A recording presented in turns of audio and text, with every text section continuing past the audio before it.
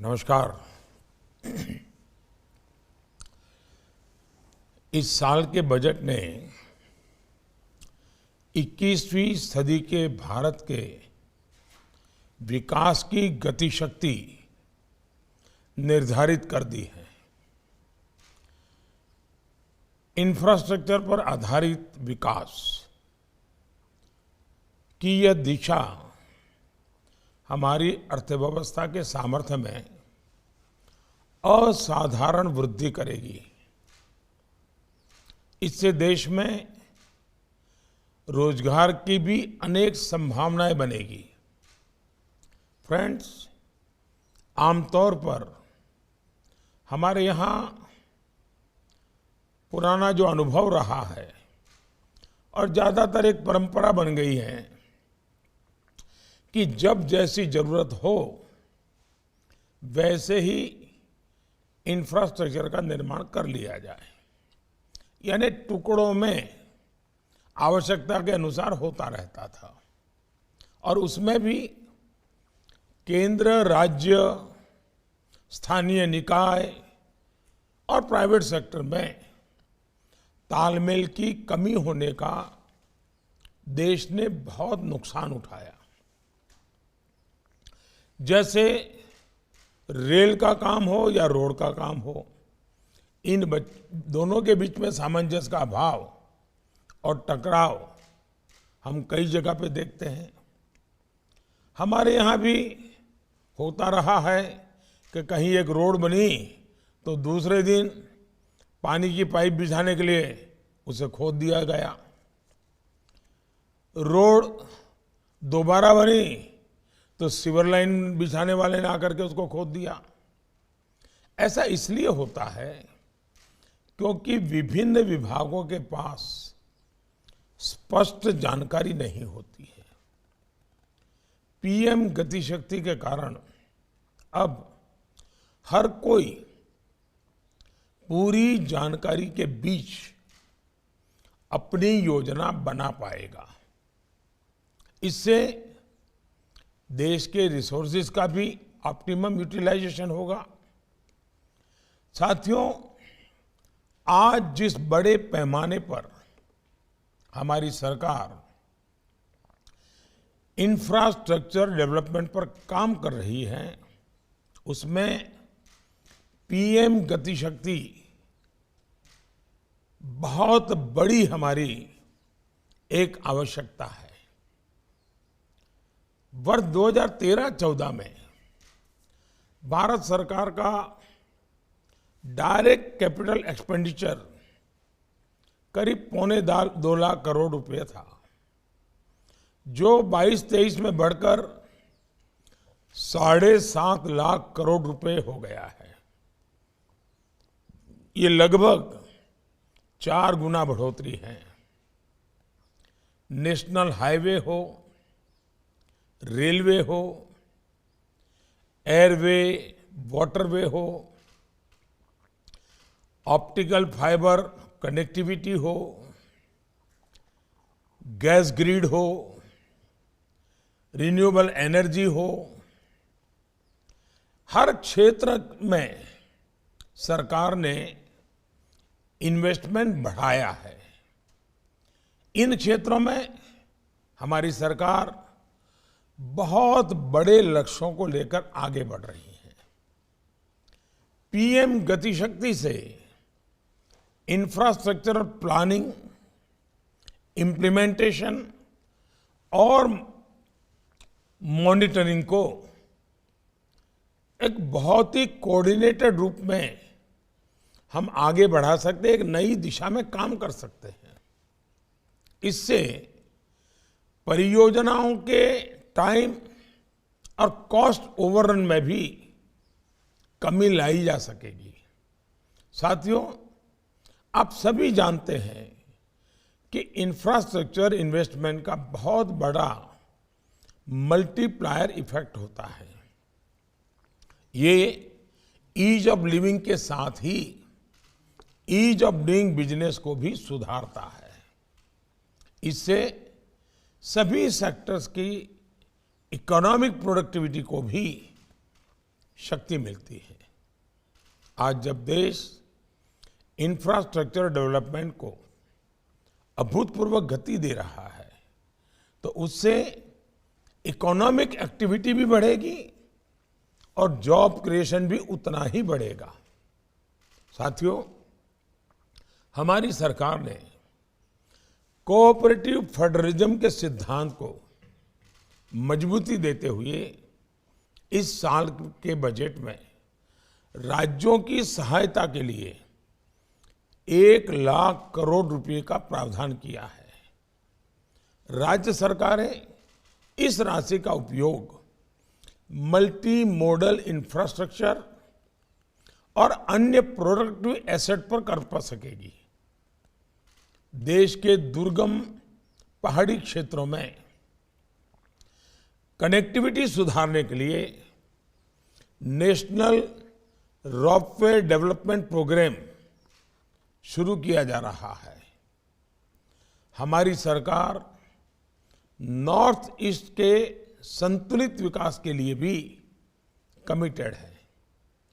इन राज्यों की आवश्यकता को देखते हुए 1,500 करोड़ रुपए की लागत से पीएम डिवाइन योजना की भी घोषणा की गई है।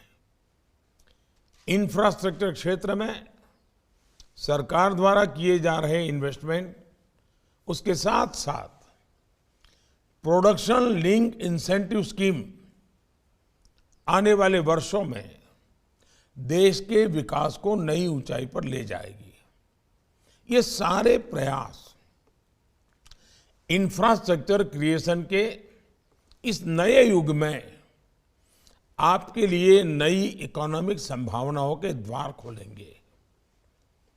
मैं कॉरपोरेट वर्ल्ड से, देश के प्राइवेट सेक्टर से कहूंगा कि सरकार के साथ कदम से कदम मिलाकर निवेश करें और देश के विकास में अपना गौरवशाली योगदान दें। फ्रेंड्स, आपको ये भी पता है कि पीएम गति शक्ति नेशनल मास्टर प्लान में अब 400 से अधिक डेटा लेयर उपलब्ध है। इससे न केवल एग्जिस्टिंग और प्लांट इंफ्रास्ट्रक्चर की जानकारी मिलती है, बल्कि इसमें forest land, available industrial estate जैसी इंफॉर्मेशन भी है। मेरा सुझाव है कि इसका उपयोग प्राइवेट सेक्टर अपनी प्लानिंग के लिए ज्यादा से ज्यादा करे।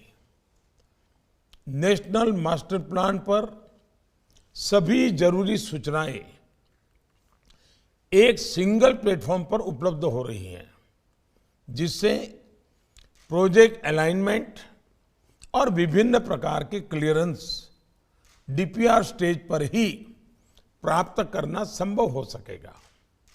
ये आपके कंप्लायंस बर्डन को कम करने में भी मदद होगा। मैं राज्य सरकारों से भी कहूंगा कि वो अपने प्रोजेक्ट और इकोनॉमिक जोन्स की स्थापना करते हुए पीएम गति शक्ति नेशनल मास्टर प्लान को भी आधार बनाएं। साथियों, आज भी भारत में लॉजिस्टिक कॉस्ट जीडीपी का 13 से 14% तक मानी जाती है। ये अन्य देशों की तुलना में अधिक है। इंफ्रास्ट्रक्चर एफिशिएंसी सुधारने में पीएम गति शक्ति की बहुत बड़ी भूमिका है।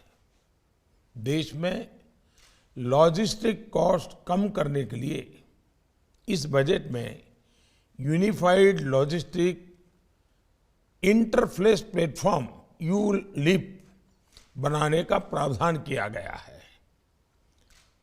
आप जानते हैं कि वर्तमान में विभिन्न मंत्रालयों के डिजिटल सिस्टम अपनी अपनी आवश्यकता के अनुरूप काम कर रहे हैं।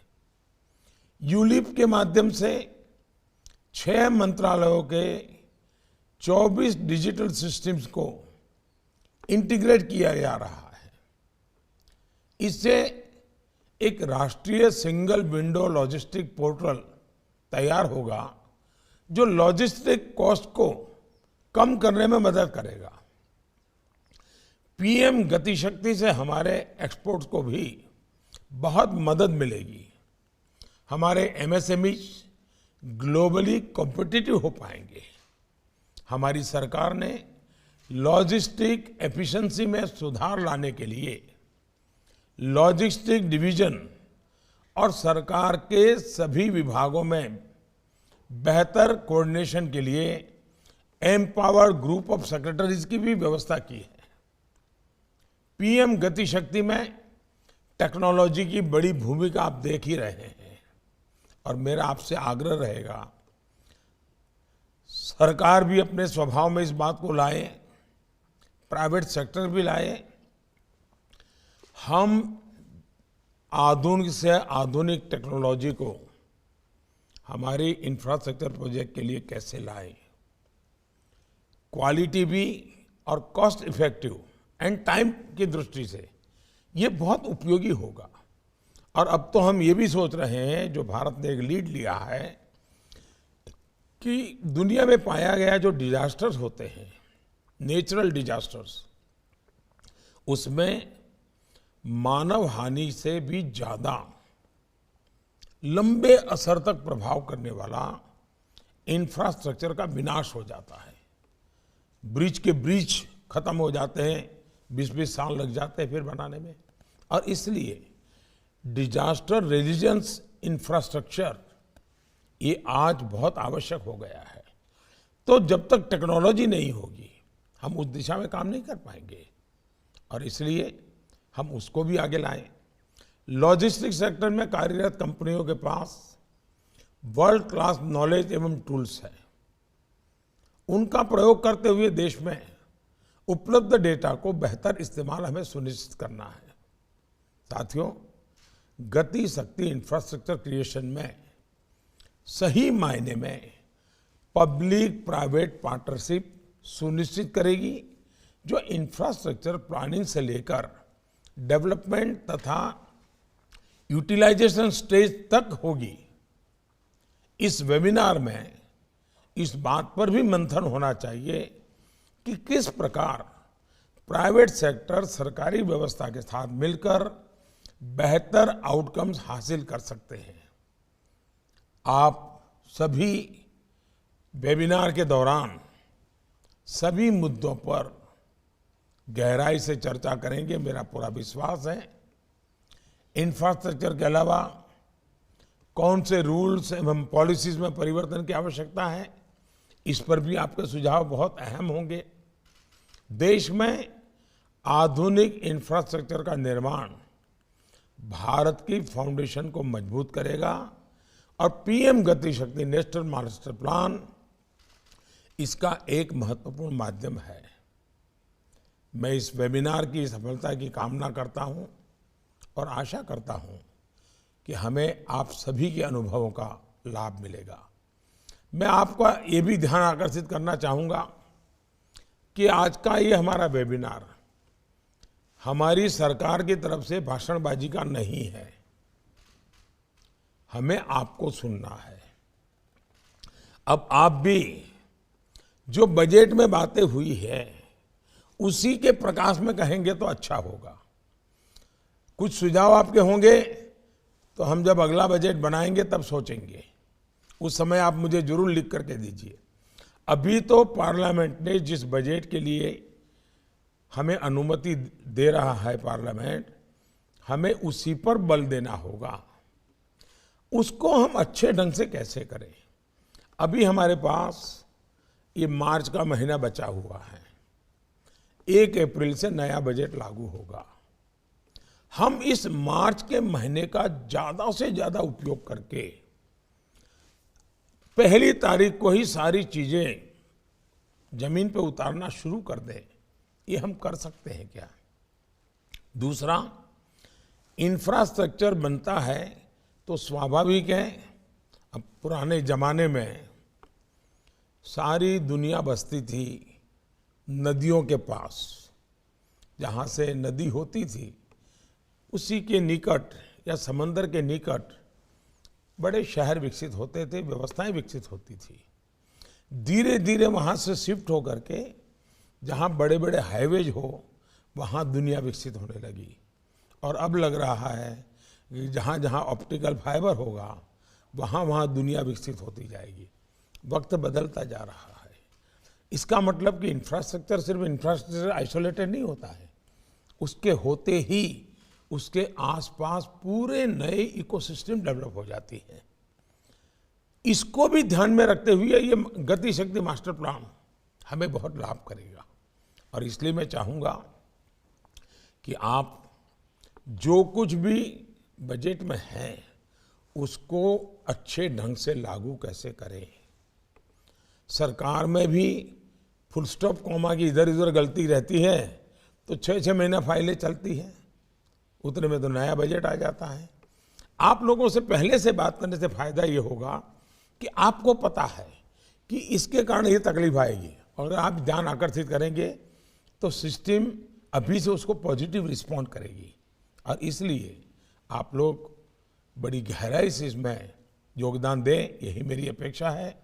आप सबको बहुत शुभकामनाएं, बहुत बहुत धन्यवाद।